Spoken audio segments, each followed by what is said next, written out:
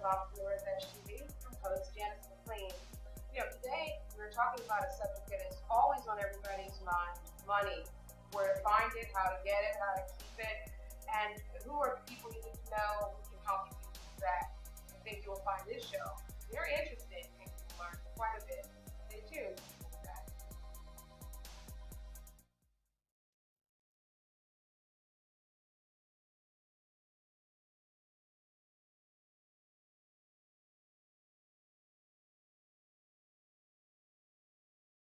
Taking a few simple steps now can help you protect yourself and your family from the effects of thunderstorms, lightning, tornadoes, floods, and similar extreme weather events, say the experts at the U.S. Centers for Disease Control and Prevention.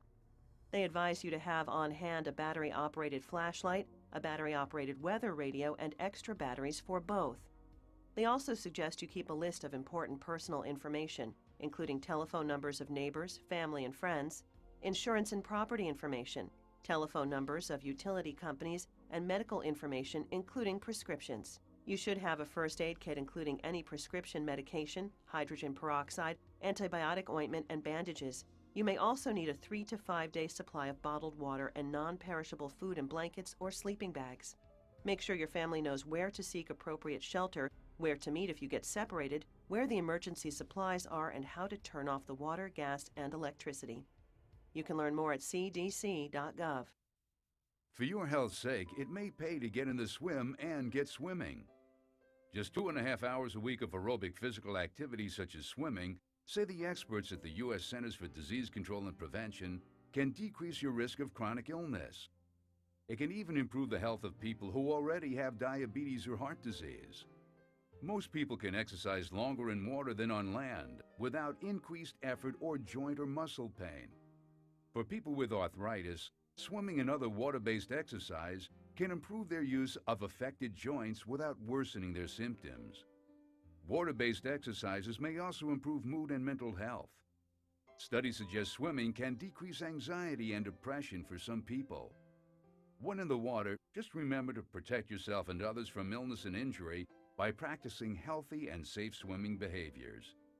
To learn more about taking the plunge and getting into water-based exercise, visit online at cdc.gov.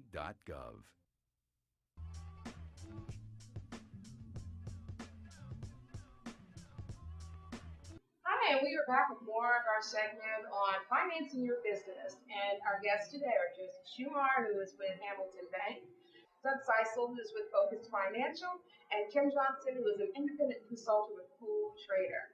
Hi, guys. Thank you for joining us today. Hi, thank you for having us. Okay, Josie, I'm going to start with you. I like picking on you. So, now, the question is always, I go to a bank and I can't get a loan, and it's very hard, and often it's because we haven't done our homework. But when somebody comes to you, you as a banker, what do you look for? Well, what I'm going to look for are a couple things. We look for, first of all, the character of the owner.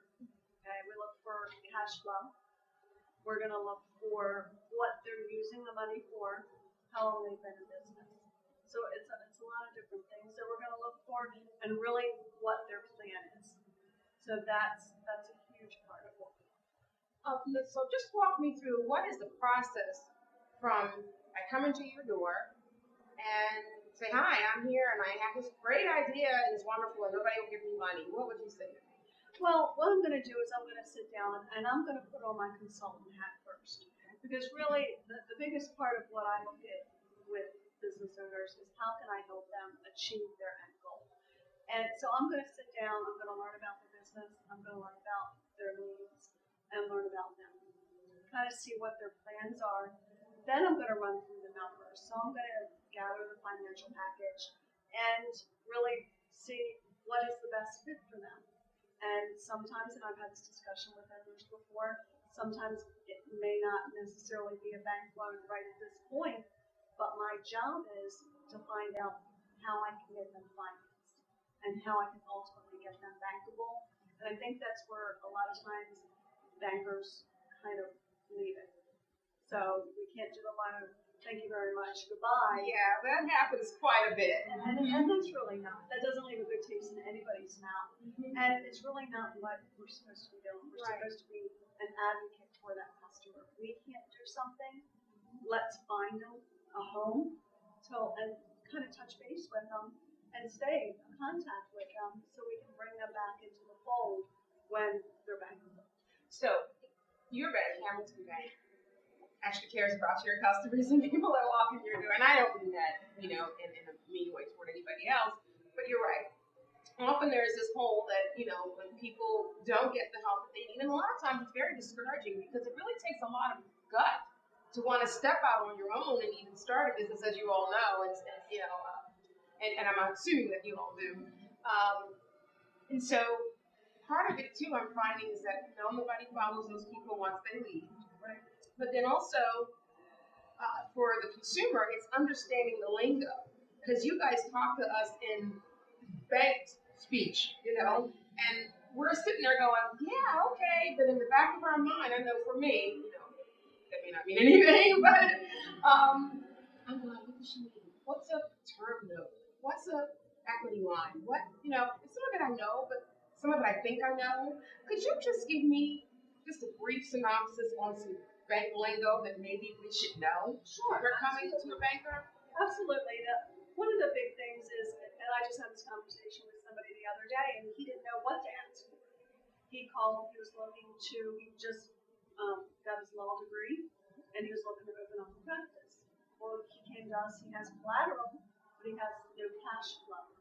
So something like that, cash flow is, what is the cash coming into your business that's going to repay that loan?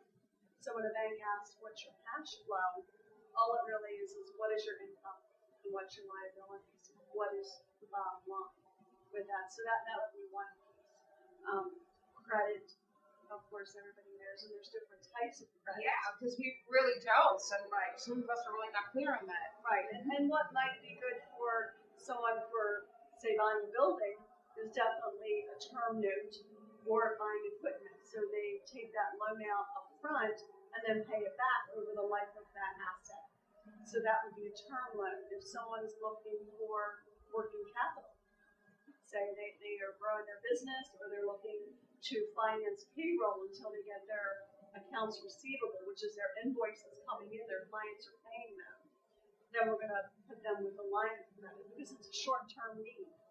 So, and that's really where we're there's sometimes a disconnect because business owners, they're busy. They're experts at doing what they're doing, not necessarily the bank, and that's where we need to help it.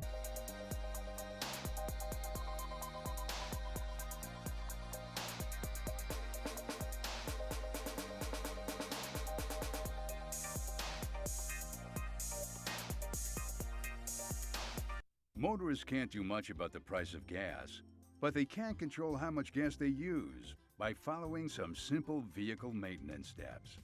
Keep tires properly inflated and gain a mile or two per gallon. Replace dirty or clogged air filters to improve gas mileage by as much as 10%. Get a tune-up to keep your car running at peak efficiency. For a free copy of the Car Care Council's Car Care Guide, or for more information, visit carcare.org. Fixing up your deck may be easier than you think. Construction expert Joe Sains says you need a versatile tool to get the job done right. With its many cutting blades, the Bosch Multi-X is well suited for the job. With a wood cutting blade, remove a board section between the joists to allow access. Change to a metal cutting blade to cut the nail or screw fastener. Measure the opening, cut a new piece of treated lumber, and attach with a galvanized fastener. For more tips, visit BeThePro.com. Brushing up on your knowledge of germs and viruses, particularly when it comes to your toothbrush, may mean fewer colds for you and your family. Often a toothbrush can be just the kind of environment germs and bacteria like to call home. One way to correct this may be to use a toothbrush sanitizer that can neutralize bacteria already on your brush and protect it from collecting more. For example, the Steripod toothbrush sanitizer is designed to kill microbes by enclosing the toothbrush with antibacterial vapors. To learn more, visit getsteripod.com.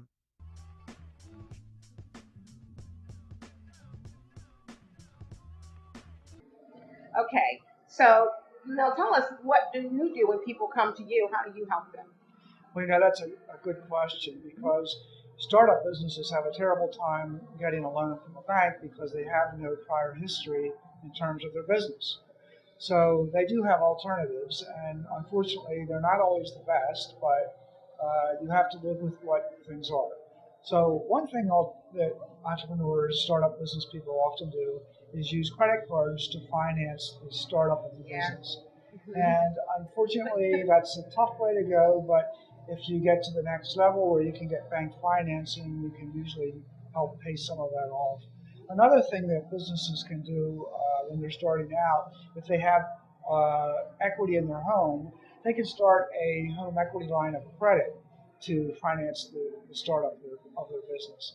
And if that can get them to the point where they start generating positive cash flow, in other words, they're throwing off more cash than they're burning through expenses, then they can go to Josie and she can help them with a loan. Another thing that startup business owners often do is go to their family and their friends and ask for a loan, or maybe they will give them equity in the business, meaning that the family and friends become shareholders in the business. And that way that they can use that money to get them to the point again where they're generating more cash than they're using, and then Josie can take over and help them with the loan. There are other alternatives, but for startups, early stage startups, those are the best. There are potential government loans and grants available for certain kinds of businesses, and we can get into that if you want to. Yeah, because you and I had a debate about that. Because and I'm so sorry, I didn't mean to interrupt you there.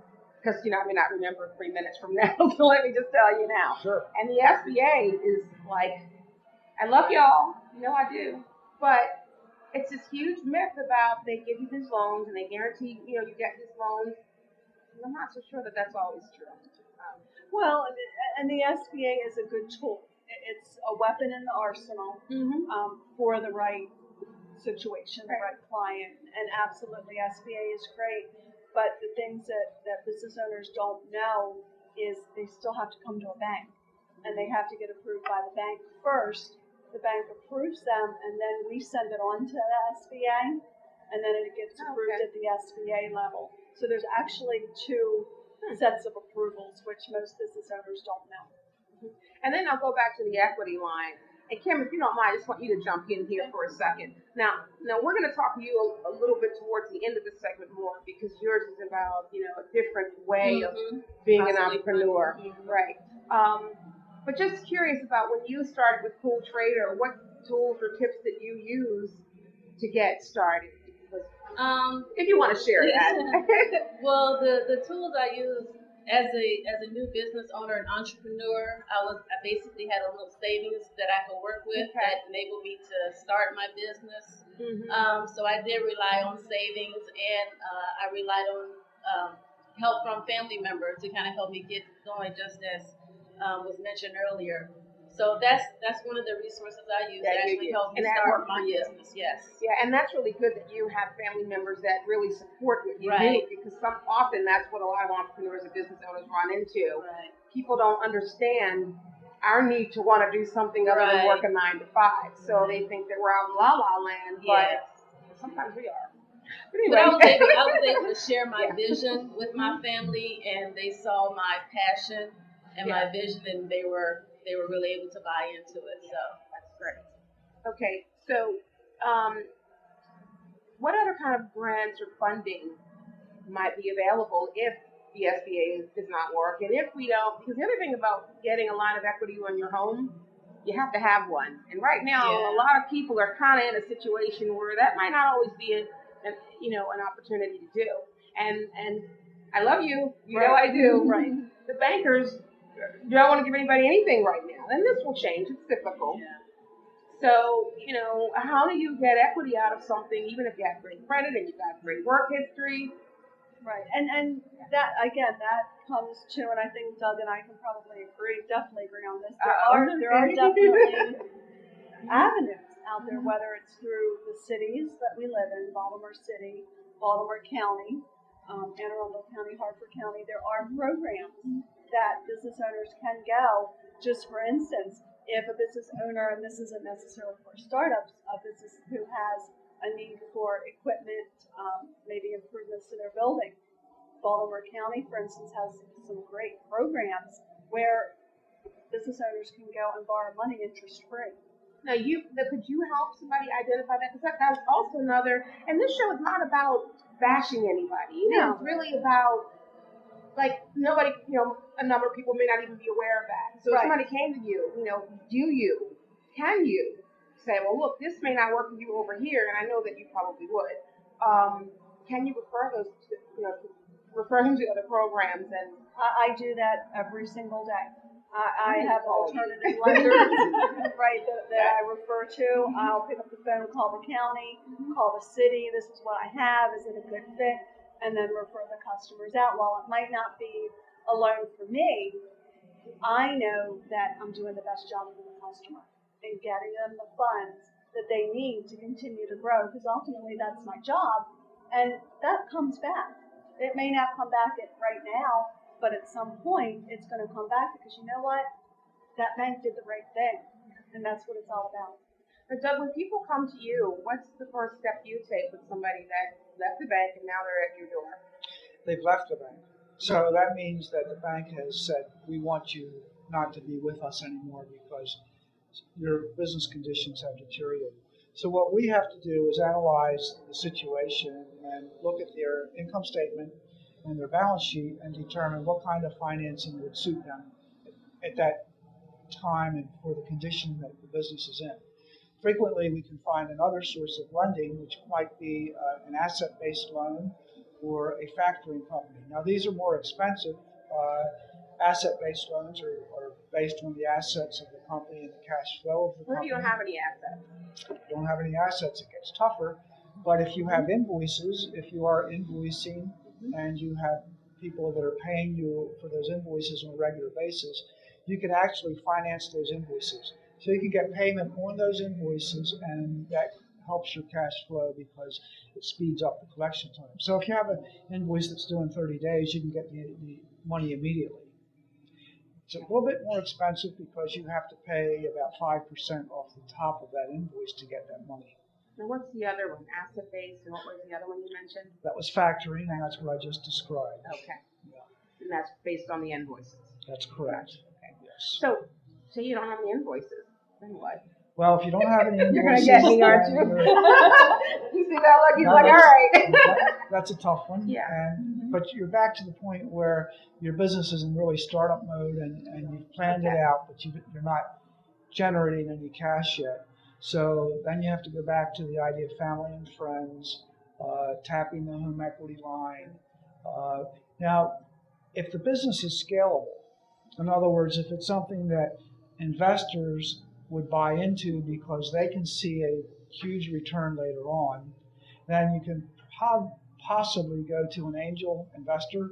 And in Baltimore, for example, there's an angel investor group called the Baltimore Angels. If your business is scalable, you could possibly get those people to invest in the business, put an equity stake into the business, where they expect to get something like 5 to 10 times return on their investment in 5 years. Okay. That's the sort of parameter they're looking for. So there are angel investor groups. They're all over the country. Another thing, we had talked about grants earlier, and Josie referred to some of the grants. It really helps to go online. If you go to the Maryland Department of Business Development, DBED, you can find sources of money. And for technical companies, technology companies, there are a lot of avenues available. Okay. All right. Wow. You guys are really smart.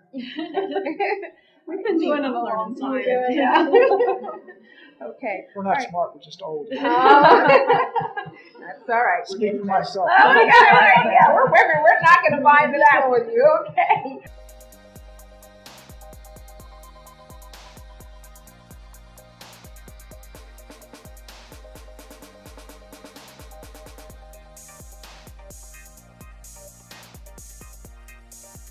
Online at cdc.gov.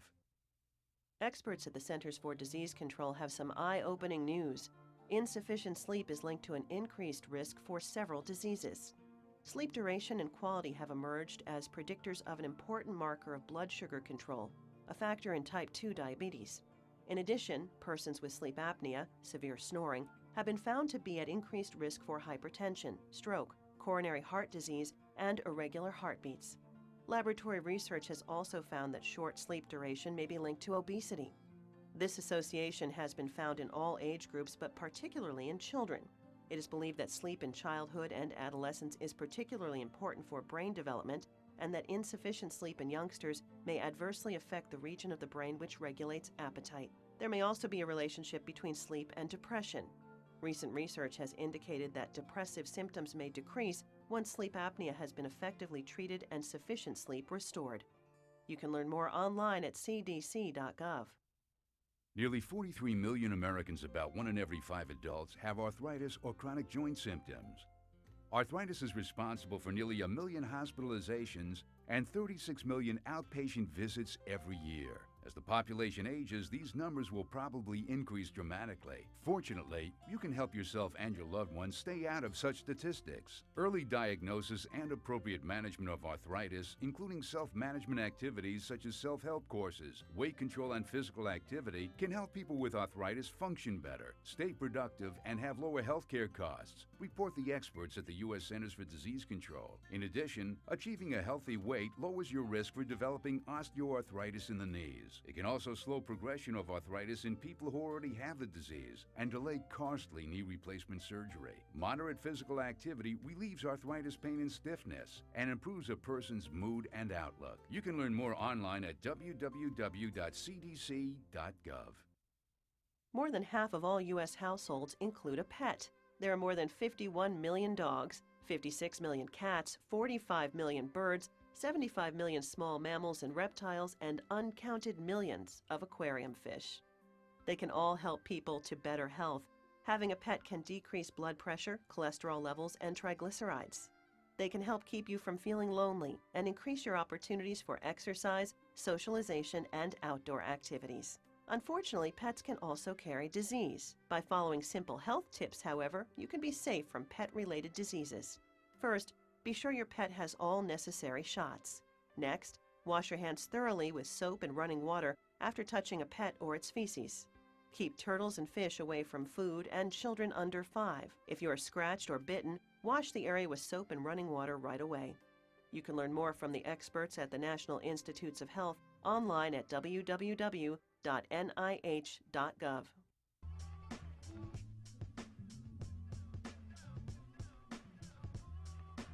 All right, now Kim, now I'm going to ask you, could you tell me a little bit about what Cool Trader is? And thank you guys, and I will come back to you. I have a few more questions. Cool Trader is a robotic stock trading software. It allows you to trade the market 100% on autopilot. Okay. So that means you don't have to be in front of your computer. The software will cut on by itself. It'll trade the market all day, and at 4 o'clock, it'll shut itself off. Okay. Now I'm playing devil's advocate here, all right? So our economy right now is very topsy-turvy. Mm-hmm. People are very nervous about any money they have. Right. Banks don't want to give us any money. I love you, Josie. Right. And and if you don't have assets, you can't get them. Right. And people are holding on to the money that they have. So right. When you say stock, everybody goes, "Oh, yeah, that's only for people." I get that all the time. Okay. And it's really a paradigm shift. A lot of people aren't used to using robotic trading software. Now, what is robotic? That means it's just a form of artificial intelligence, and it's a disruptive technology. So, like, you guys are really smart. I'm like sitting here going, what is that? Okay, all right. So, when you use robotic stock trading, you really don't have to worry about what the market is doing, because the software works whether the market is going up or down. Oh. So, and it also allows you to short the market as well as go long. So a lot of people are like, well, now is not a good time to get into the stock market. But if you have trading software, if you have robotic trading software, that's not even an issue, because you make money whether the market, and actually a lot of people that have the software are actually making really good money now that the market is really topsy-turvy now. Yeah, volatility. Yeah, the volatility. Your friend. It is. That's exactly it. Volatility is our friend. Wow. Okay, so what benefit would an entrepreneur or small business person get? Well, for somebody that's just starting out, they really haven't established their business. Maybe they're still in the process of maybe they're still working a full-time job or they're working their business part-time and they're just starting to put money into their business.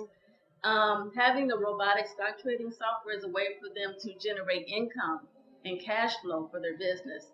So what we told new people that are starting a business, just go ahead and put a percentage of your money, maybe from savings or friends and family or, equity line of credit. Go ahead and put it in the software and let the software start trading the market for your business. So when you get ready to launch, you have a nice little nest egg ready to go. Wow, okay. Now, how long have you been working with Cool Trader? Since November of last year. Yeah, and it's been working well for you? It's been working really well. Now let me ask you, one of my Janice questions, Okay. what I call them. What? Okay, so if I wanted to, say, create stock for, JMD Media, would that allow me to do that? In other words, to generate money, and it's kind of like what's the one where the companies go public? Right. Yeah. Actually, that's a whole different process. Okay. Yeah. So if a company wants to go public to have sell shares or sell stock, the software doesn't do that. That would be a whole different process. Yeah. Okay. So you already answered my other question. Okay. Would this be beneficial in the long term for somebody investing in Cool Trader? Oh yeah. Even if you start off with, people can start for as little as $500. There's penny stocks out there. There's stocks that are like 98 cents, 78 cents. So even if you have a very small budget, if you have a little bit to invest, you can start building some cash flow and some income for your business that you want to launch in the future. Wow. Okay. So do you guys have anything that you want to specifically say that you know of that I may not be thinking of right now that you want to share with our audience about getting business finance, getting money for your business, financing your business? I don't know, maybe giving up the business if it's not the right thing. And I know that you do a lot of that. Your company does a lot of strategic partnerships, and you have programs that you guys sit down, because you counsel people as well, too, on. We do mentor entrepreneurs and help them determine whether it makes sense to get into the business, looking at the potential cash flow of the business and the business strategy and the competition. Okay, well, I tell you, that's great. So thank you guys for that information. This was wonderful. I hope you guys got some great information and some benefit out of the information we've shared. Thank you, Josie Schumacher with Hamilton Bank, Doug Zeisel with Focus Financial, and Kim Johnson with Cool Trader. Stay tuned, and we'll be back with our next guest, is Wendy Dorsey Robinson, who's going to talk about